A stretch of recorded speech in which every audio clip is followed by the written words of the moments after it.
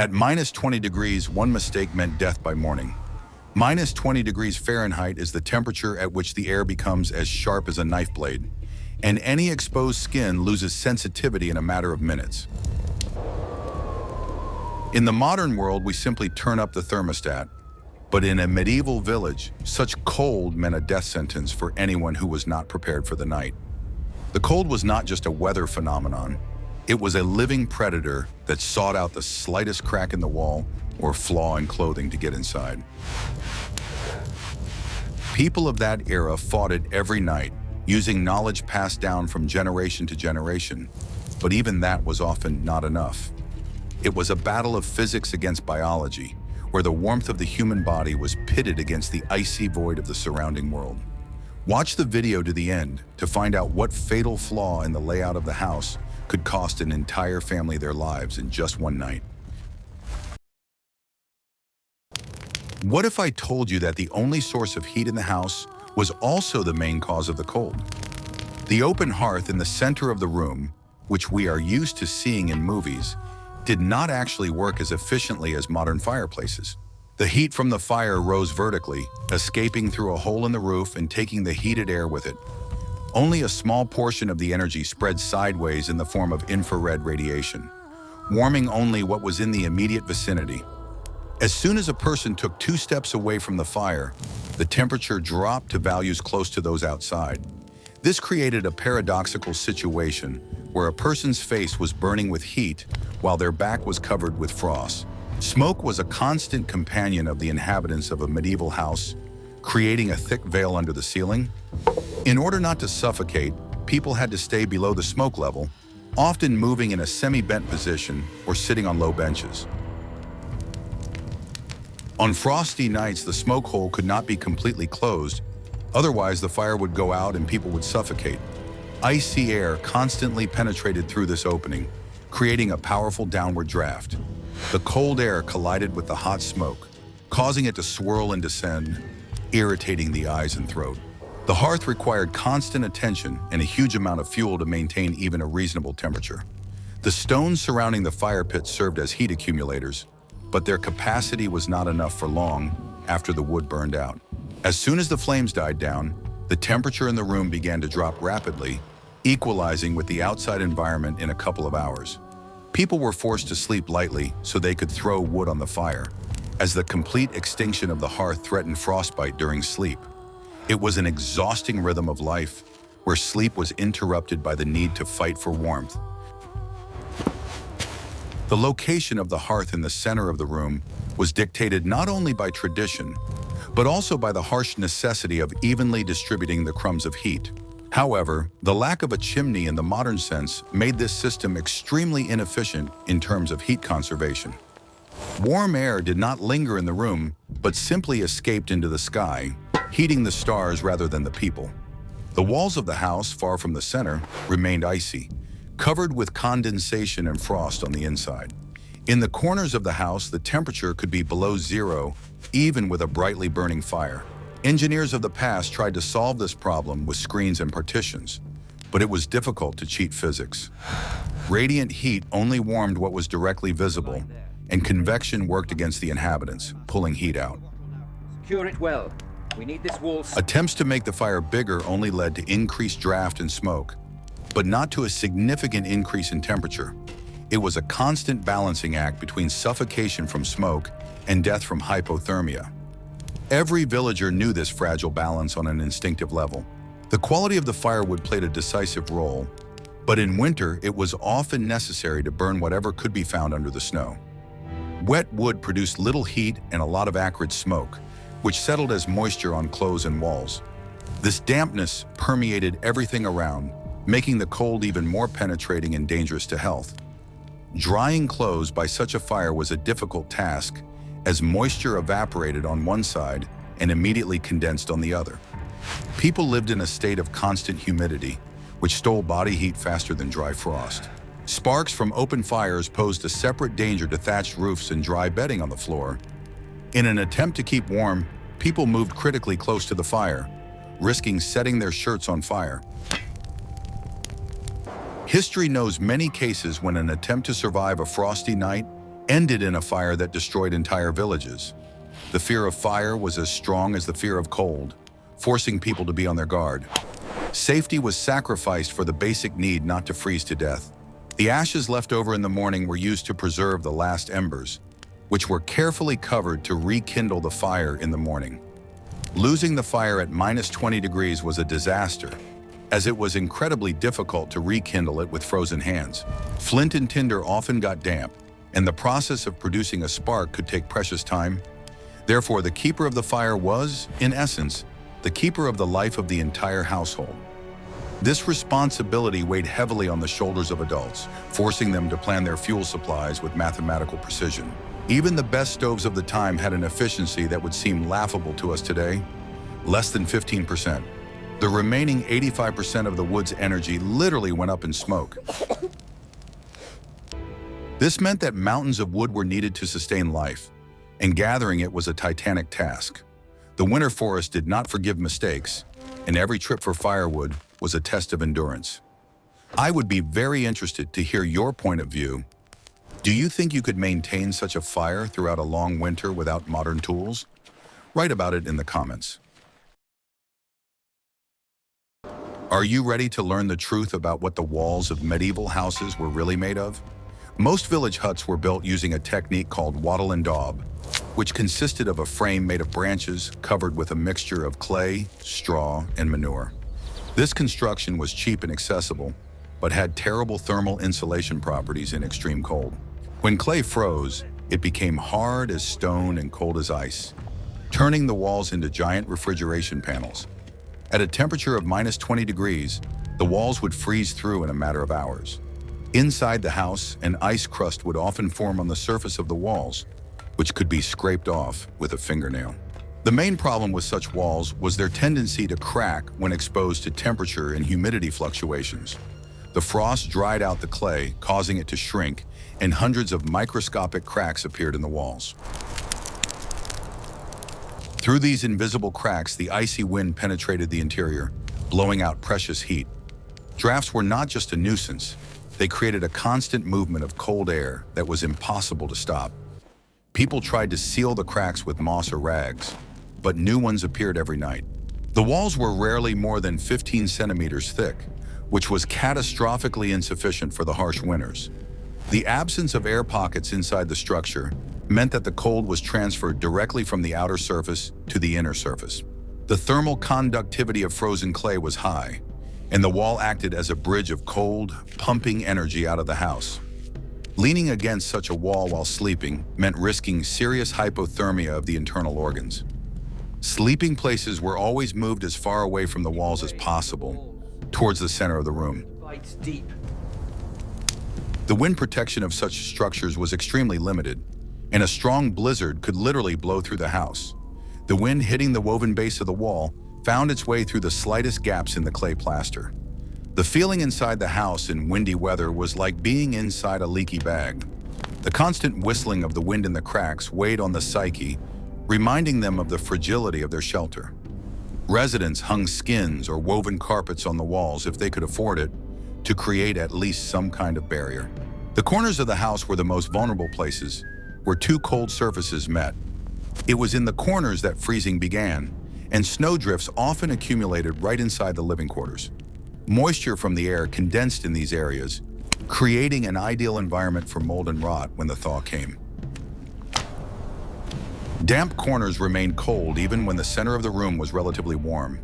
Combating freezing in the corners was a virtually hopeless task without a major renovation of the house. Wooden frame posts dug into the ground also served as conduits for cold from the frozen soil.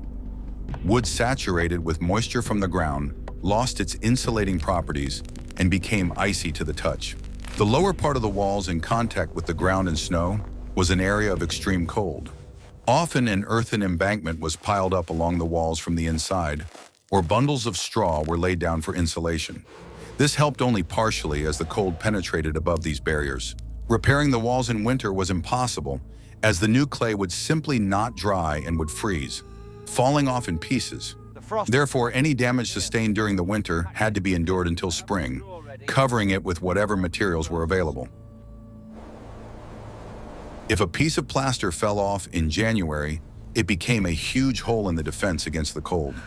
People used straw, old clothes, and even snow from outside to barricade the gap.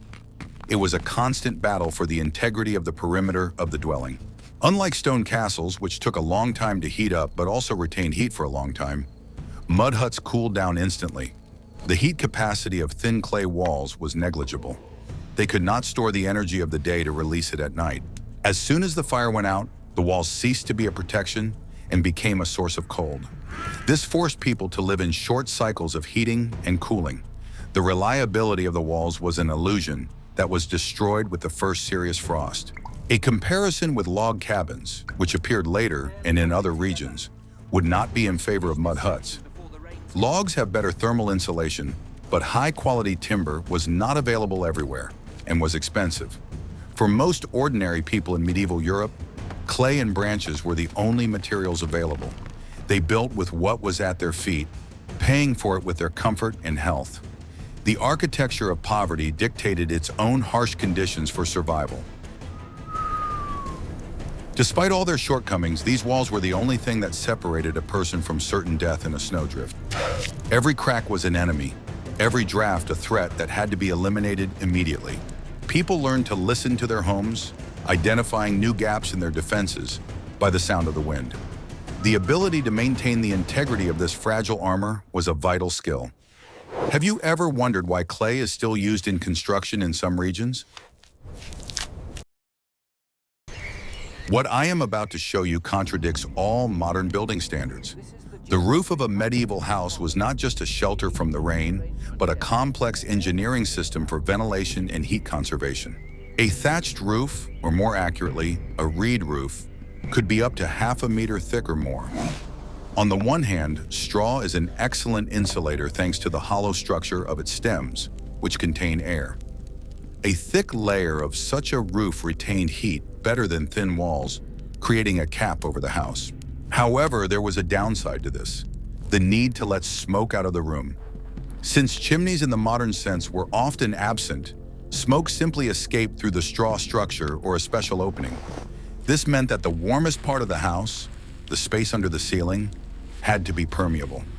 Warm air rose and seeped through the straw, melting the snow on the roof.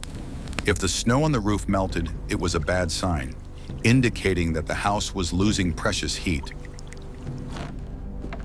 The ideal roof had to be dense enough to keep out wind and water, but loose enough to breathe. Achieving this balance was a real art for roofers, one that was valued as highly as gold. A mistake in laying the reeds would lead to the formation of ice dams when meltwater froze inside the straw. This destroyed the structure of the roof and opened a direct path for frosty air to enter the house. The icy roof ceased to provide warmth and began to act as a refrigerator above the heads of the inhabitants. In severe frosts, when it was necessary to heat intensively, the risk of dry straw catching fire increased many times over. Sparks flying out with the warm air could instantly turn the roof into a fiery torch. Therefore, thatched roofs were often coated with clay or soaked in alum from the inside. But this reduced their thermal insulation. Residents lived in constant fear. Heating more to keep warm meant increasing the risk of burning alive. This choice had to be made every cold night. There were always gaps where the roof met the walls that could not be completely sealed. These areas under the eaves were the main routes for wind to penetrate, creating cold drafts along the walls. To combat this, the space under the eaves was often stuffed with moss or old rags. But the wind still found its way in, rustling the straw and creating a constant rustling sound that was the music of winter nights. The sound of the wind in the straw was an unmistakable indicator of the weather outside. The snow cap on the roof, if it did not melt, served as an additional layer of excellent insulation. Snow consists of air and ice crystals, and a thick snowdrift on the roof helped to keep the heat inside.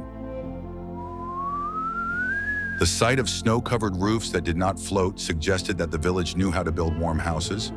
People prayed for snow, as a bare roof froze much faster and harder in the cold. Snow was a free blanket, a gift from nature itself. However, the weight of this snow put a huge strain on the wooden rafters, which could not withstand it and collapse. Beams weakened by rot or insects could crack under the weight of wet snow after a thaw. A roof collapse in winter meant certain death for a family left homeless in the middle of the cold. Therefore, men had to regularly clear excess snow, sacrificing insulation for the sake of structural safety. This was another survival dilemma. Inside the house, soot and smoke always hung under the ceiling, settling on the straw in long black threads. This fringe was extremely flammable, but it was rarely cleaned off in winter so as not to disturb the density of the layer. Soot also served as a kind of insulation, clogging the pores in the straw and reducing drafts. A black ceiling was a sign of a lived-in and warm house, as opposed to a clean and cold new building. Aesthetics did not matter when it came to conserving calories. Birds and small rodents also sought warmth and often built their nests right in the thick straw roof. Their passages disrupted the integrity of the covering, creating miniature tunnels for cold air. Hearing mice scurrying overhead was common, but it also meant that the roof was deteriorating. Pest control was part of the struggle for warmth, as a leaky roof could not keep a house warm. The roof was the most complex and expensive element of the house, requiring constant care and repair. The family's life depended on its condition, more than on the thickness of the walls or food supplies. A good roof was the pride of the owner and the key to the survival of the family. Don't forget to like this if you were surprised by the complexity of such a seemingly simple thing. Are you ready for the shocking truth about why medieval peasants' feet were never warm? Most houses at that time did not have wooden floors. People literally walked on compacted earth. The earthen floor had enormous heat capacity and acted as an endless heat absorber, drawing energy from any object that touched it. Even if the air in the room warmed up, the floor remained icy, as it was directly connected to the frozen ground outside. The floor temperature rarely rose above a few degrees above freezing, even with intense heating. The cold from the ground penetrated through the soles of shoes, rising up the legs and cooling the entire body. This phenomenon, known as conductive cooling, was one of the main causes of illness and discomfort. To insulate themselves from the icy ground, people used a thick layer of straw or reeds scattered on the floor. This plant-based carpet created an air gap, slightly delaying the transfer of heat into the ground. However, the straw quickly became crushed, lost its properties, and simply turned into dirty bedding. In winter, this layer of straw became a source of dampness, as condensation and spilled water did not evaporate, but were absorbed into the bedding. The bottom layer began to rot, giving off heat, but also an unpleasant smell and moisture. Changing the straw in the middle of winter was problematic, as supplies were limited and needed for feeding livestock. People simply added a fresh layer on top of the old one, creating a layered cake of dirt and cold. This cultural layer could reach an impressive thickness by spring. It was impossible to sleep on such a floor, even with a mattress, so beds or bunks were always raised above the ground. The space under the bed was the coldest place in the house, where food was often stored to prevent it from spoiling. Any object that fell on the floor instantly cooled down, becoming unpleasant to the touch. Children playing on the floor were at the greatest risk of hypothermia, so they were kept on benches or beds. Life in the house took place on the upper tier, away from the floor. The earthen floor had a tendency to freeze from the edges to the center, especially if the basement of the house was not insulated. A strip of frost often formed along the walls on the floor, which did not melt for days. This clearly marked the boundary beyond which it was not worth going without warm shoes. People instinctively huddled closer to the center, away from the icy perimeter. The geography of the room was determined by the temperature of the floor underfoot. In some wealthier homes, wooden flooring could be used, but it was rarely solid and airtight. The gaps between the boards allowed cold air from underground to pass through, creating drafts at the feet. Wood lying on the ground rotted quickly, so such floors were a luxury that required frequent replacement. For most, however, the hard, cold earth was the only reality throughout their lives. The feeling of icy cold penetrating the soles of their feet was a constant backdrop to their existence. Soil moisture played a critical role. Dry earth was a better insulator than wet earth. Therefore, houses were built on high ground with good drainage. If the groundwater was high, the floor turned into an icy swamp that sucked the life out of the inhabitants. In such cases, they tried to make clay floors with the addition of lime to create a harder and drier surface. But these measures did little to counteract the physics of soil freezing. Walking barefoot in the house in winter was strictly taboo and a sure way to get sick. Shoes were almost never taken off, even when going to bed in severe frosts. This led to problems with blood circulation and skin on the feet. But the alternative was frostbite. Warm felt or fur socks were more valuable than any other clothing. Caring for the feet began with understanding the danger posed by the floor.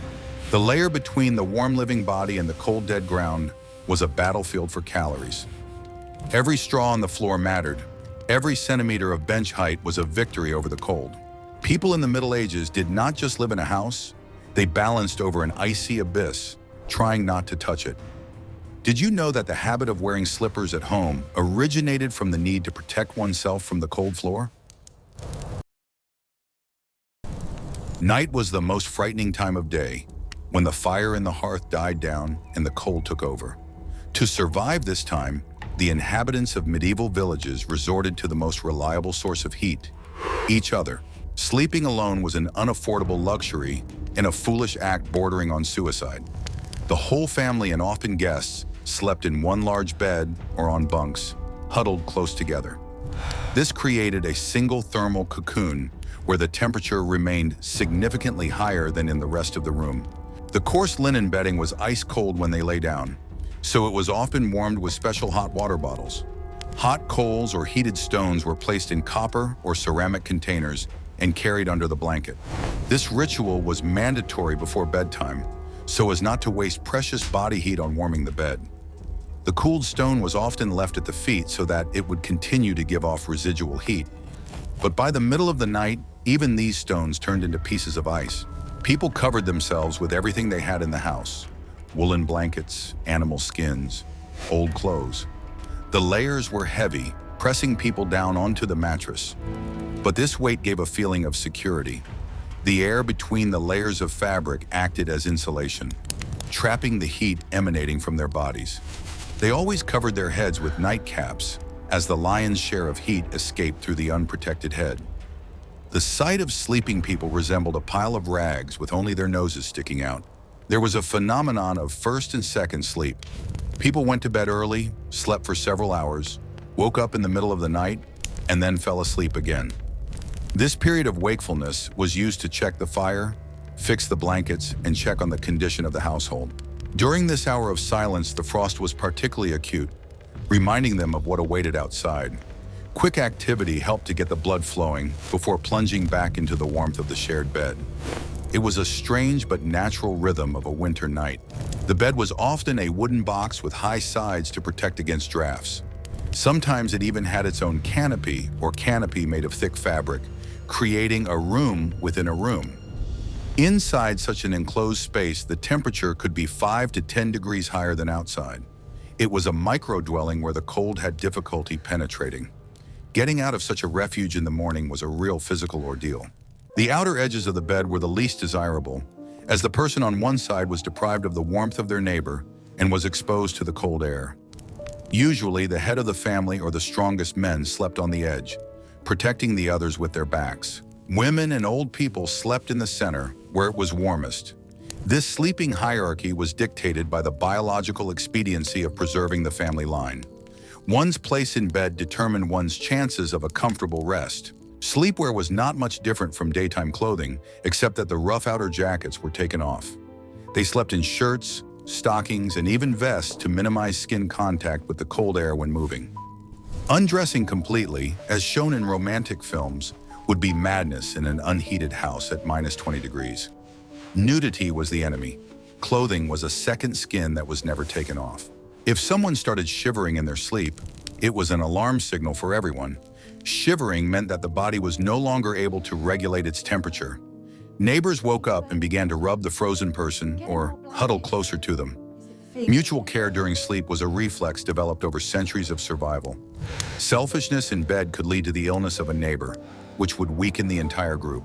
Waking up in the morning was the hardest part. It took a conscious effort to stick your hand out from under the blanket to check the temperature. Often, the hair or edge of the blanket that was exposed to their breath would be covered with frost.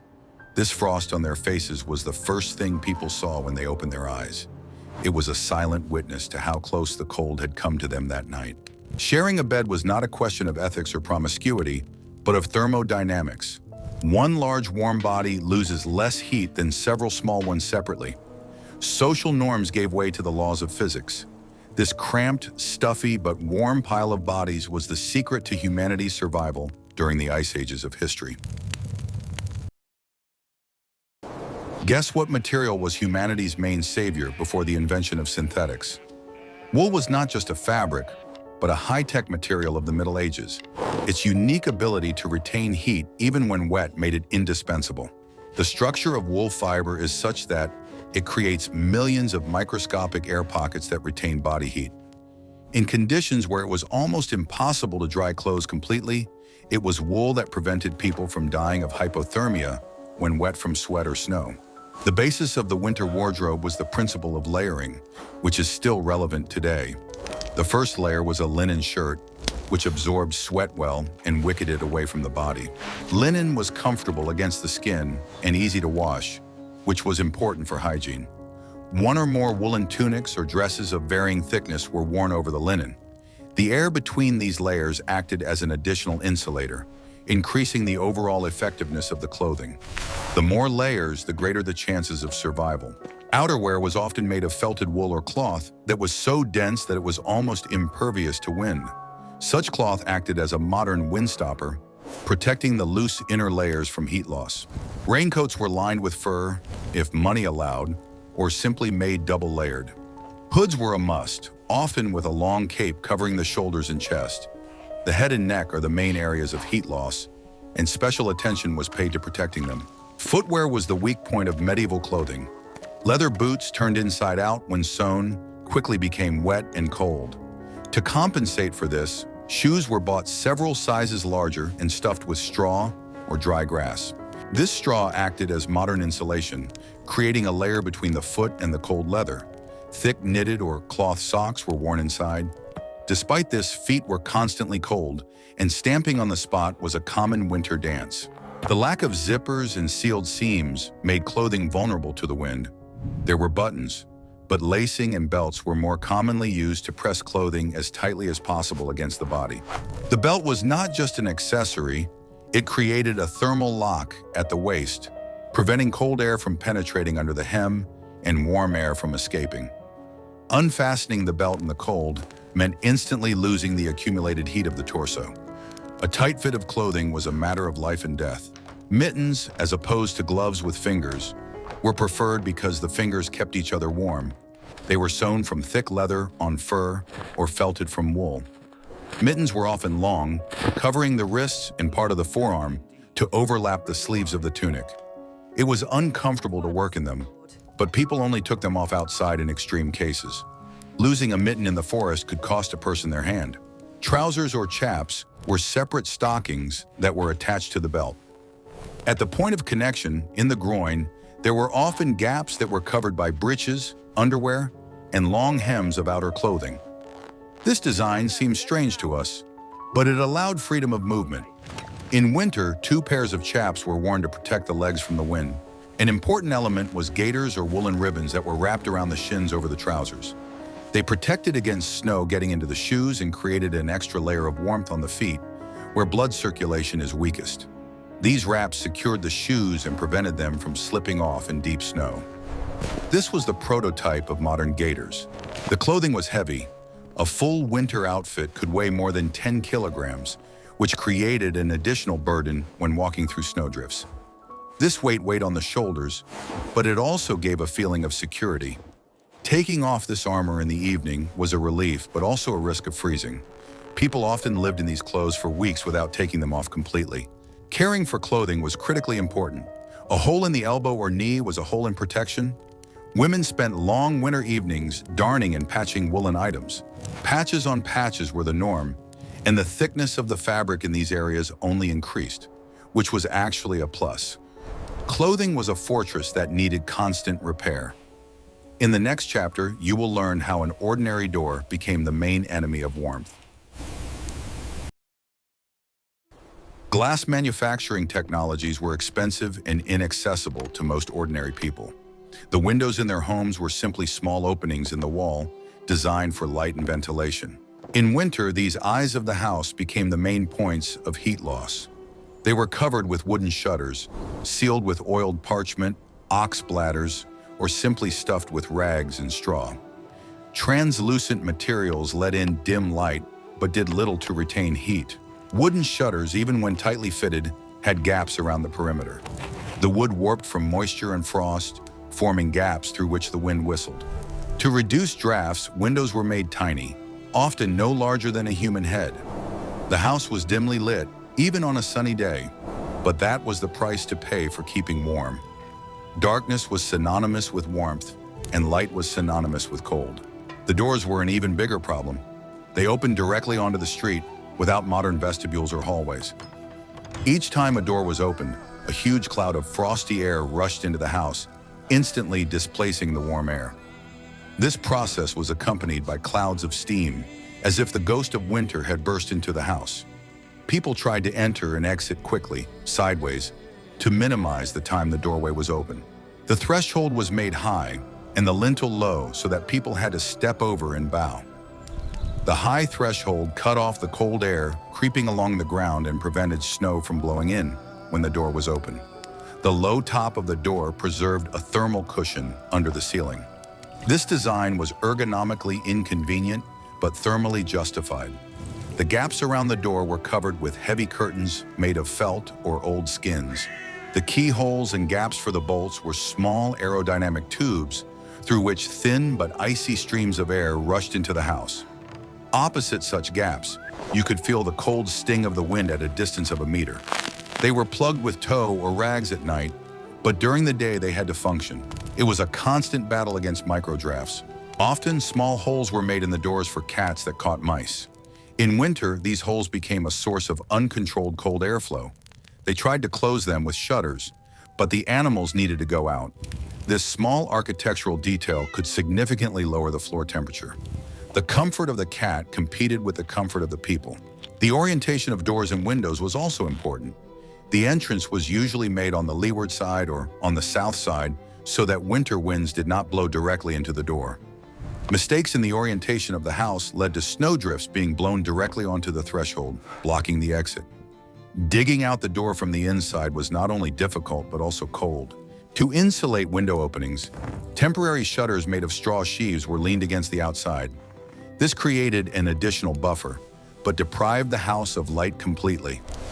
Living in complete darkness was common practice during the harshest weeks of winter. People chose blindness for the sake of warmth. Door hinges made of metal or leather froze and creaked. Metal parts were covered with a thick layer of frost inside the house. Touching a door handle or bolt with a bare hand could leave a burn from the cold. Metal in the house was a conductor of cold, a foreign element in the warm world of wooden fabric. The entrance area was the dirtiest and coldest part of the house. This is where snow was knocked off shoes and cold mist settled. People tried not to linger at the door, rushing through this dangerous space as quickly as possible. The door was the boundary between life and death and was treated with appropriate respect and caution. What to burn in the stove when the forest is bound by ice and snow? The fuel problem was central to the survival economy of a medieval village. Gathering firewood required enormous physical effort and time. Good dry firewood was a valuable commodity that was saved for the coldest nights. On ordinary days, people had to make do with brushwood, damp fallen trees, or even dung, dried manure. Burning wet wood produced little heat as the energy was spent on evaporating moisture. The house filled with acrid, sour smoke that made your eyes water, but the temperature rose only slightly. People knew this, but often had no choice. In winter, the forest is covered with deep snowdrifts, making it impossible to drag heavy logs without horses or oxen, and the animals were also weak from lack of food. Peat, if it was available in the area, was a lifesaver. It smoldered for a long time and gave off even heat, although it had a specific smell, but it was impossible to extract peat from under the snow and frozen ground, so it had to be harvested in huge quantities in the summer. If the summer harvest failed due to rain, winter promised to be cold. Saving fuel became an art form. The fire was never lit at full power unless absolutely necessary. It was kept smoldering, creating a comfort zone only directly around the hearth. Heating the entire house was considered wasteful. People got used to living in the cold, warming themselves locally. Collecting firewood was the responsibility of everyone who could walk, including the elderly. Every day began or ended with a trip for fuel. The right to collect fallen wood was a legal term often contested by feudal lords. Violating forest boundaries could lead to severe punishment, but the cold pushed people to take risks. Wood theft was one of the most common winter crimes. Storing firewood was also a problem. If left outside, it would become covered with ice and snow. If brought into the house, it would take up precious living space and cause dampness when it thawed. Usually, a small supply was kept in the porch or entrance hall and replenished daily. Firewood was dried by the hearth before being thrown into the fire. Banking the fire for the night is a technique of covering the coals with a layer of ash so that they smolder slowly until morning without burning out completely. If the layer is too thick, the fire will go out. If it is too thin, the wood will burn quickly. This required experience and intuition. A mistake meant a freezing morning. In treeless areas, straw was burned, but it burned instantly, giving off a flash of heat and then cooling down immediately. This required continuous feeding of fuel, turning life into a conveyor belt for feeding straw into the furnace. There could be no peaceful sleep with such heating. The lack of saws, they were expensive and rare, meant that wood was chopped with axes, which was much more labor-intensive and produced more waste. Each wood pile was the result of thousands of axe blows, each of which consumed the woodcutter's calories. The energy balance, how many calories were spent on heat production and how many were obtained, was brutal. In winter, the value of wood increased many times over. An old fence or dilapidated building could be dismantled for firewood in a critical situation. People literally burned their property to survive until spring. It was an act of desperation, destroying the future for the sake of the present. The most dangerous time of day came before dawn, when the air temperature reached its lowest point and the fire in the hearth was at its weakest. Waking up in such a house was a physical ordeal. The body stiffened overnight, and muscles and joints, numb with cold, refused to obey. Movements were slow and clumsy, like those of the very elderly, regardless of actual age. The first thing to do was to get out from under the pile of warm blankets into the icy air of the room. This contrast was a shock to the body. Steam escaped from the mouth in thick clouds, immediately settling as frost on the beard or hair. The clothes taken off in the evening, if they were taken off at all, were cold and stiff and unpleasant to put on.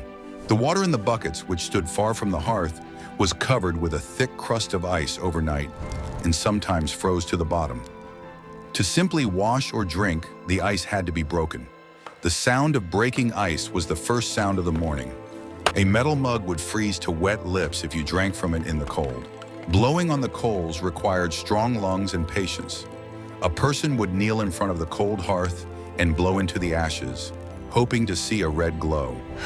The smoke from the burning brush stung the eyes, but this smoke was a harbinger of warmth. If the coals died out, one had to go to the neighbors to ask for fire, which was humiliating and cold. Preparing breakfast took longer because frozen food required more time to cook. Bread could turn into a rock that had to be warmed up or soaked in soup. Butter or fat became as hard as wax. The kitchen was not a place of comfort. It was a place of struggle with the aggregate states of matter. Light reluctantly penetrated the house through the frozen, ice-covered windows. Inside, twilight reigned, exacerbating the feeling of cold. People moved by touch, guided by memory. Morning activity was aimed at getting the blood flowing, waving their arms, stamping their feet, doing hard work. Going outside to tend to the farm was the next step. The door, frozen to the frame, opened with difficulty, cracking the ice bonds.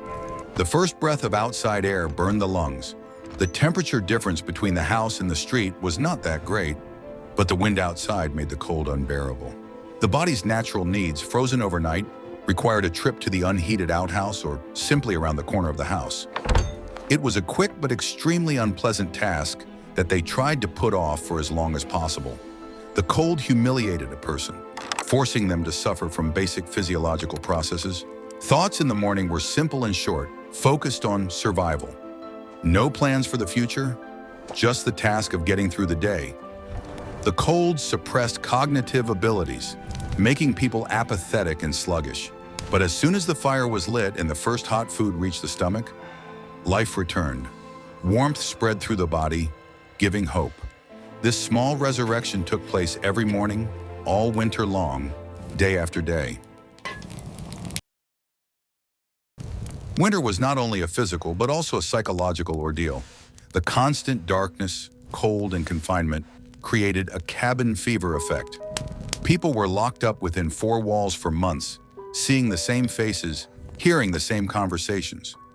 Personal space was non-existent. This led to tension, conflicts, and outbursts of unprovoked aggression. Sensory deprivation, the lack of bright colors, sounds, and smells, except for smoke and sweat, weighed heavily on the psyche. The world narrowed to a spot of light from the hearth. Outside was a hostile white desert. Inside, stifling semi-darkness. The monotony of existence could drive one mad. Storytelling and singing were not entertainment, but therapy, a way to color the gray reality. Dreams at this time were especially vivid and often about food and warmth. The subconscious compensated for what was lacking in reality. People woke up feeling disappointed, returning to the cold, but these dreams gave them strength. Idleness, forced by the short days and the impossibility of field work, was a heavy burden. Handicrafts, repairing utensils, wood carving, any activity helped to keep one's sanity. Hands had to be busy so that the mind would not think about bad things. Work was a cure for depression. The silence of the winter village was deafening. Deep snow muffled the sounds of footsteps and voices. The world seemed extinct. Any sound, a dog barking, an axe striking, carried for miles, confirming that life went on. People listened to this silence, trying to guess the change in the weather. Winter changed the perception of time. It flowed slowly, viscously, measured not by hours but by burnt logs. Day merged with night into a single gray strip. Survival required entering this slowed rhythm, a kind of waking hibernation. When the thaw finally came and the first drops fell, it was perceived as a miracle. People survived. They had defeated the cold once again. This experience made them incredibly resilient, people who could not be broken by minor inconveniences. Amen. We have seen that the medieval house was not a cozy picture from a fairy tale, but a complex, often imperfect machine for survival. Every detail from the thatched roof to the earthen floor played a role in the deadly game with the frost. People paid for every degree of warmth with their health and comfort, fighting physics with primitive tools. Their lives hung by a thread woven from wool, straw, and clay. The cold was a cruel teacher, but it forced people to show miracles of ingenuity and fortitude. Today, sitting in warm apartments, we have forgotten the true price of warmth. But if we turn off the heating and electricity at -20, how quickly will we turn into those same medieval peasants shivering by the fire? What modern conveniences would you give up without hesitation just to avoid ending up on that icy earthen floor? Suggest topics for future videos about survival in the past in the comments. And don't forget to subscribe to our channel so you don't miss any new stories.